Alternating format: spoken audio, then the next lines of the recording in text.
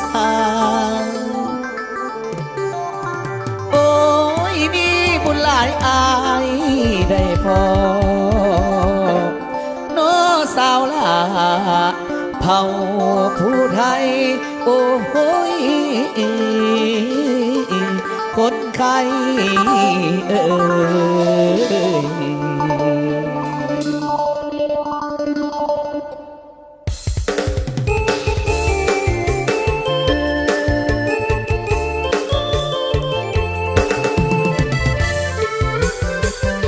ปันคุณเนาะอมรรังสายสิริจันเดอร์กำลังแบ่งสมในตัวนี้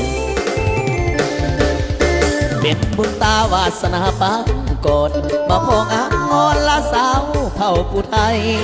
สาวนาทมดงนางามบังไทยน้องงามบ้านใจผู้สาวบ้านนามนบ้านกุดอินสมพงหักน้อยคิดพอจ้อยผู้สาวดงไว้ดินเนื้อวันหนึ่งตบนี้ได้ยินเนื้อวันหนึ่งตบนี้ได้ยินเสียงของยุพินถามมาไป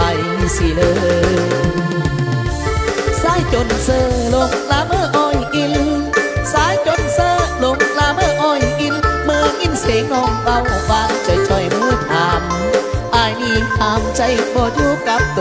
ส่วนละบนโอเจอมือพกนางเข้านั้นสาวหนุ่มทาดากูจาน้องงามดิเมื่อได้มาเห็นอายบ่อยากจากลาหนึ่งหัวใจอายยังปรารถนาโอ้นวลแก้วตาขอน้องอย่าหลายใจสาวนายอนอายยังเคยบอนอยู่บ้านน้องเดินอายยังให้สัญญาผู้สาวนาบอดบ้านเวียงเคยมา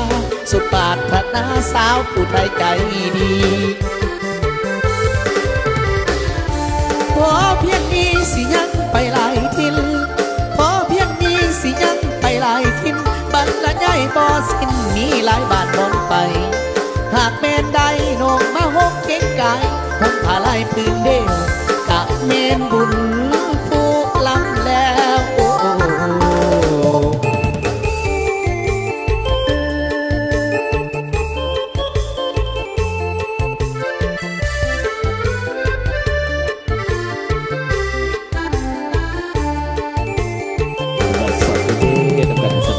สุขุสุขคนเนาะ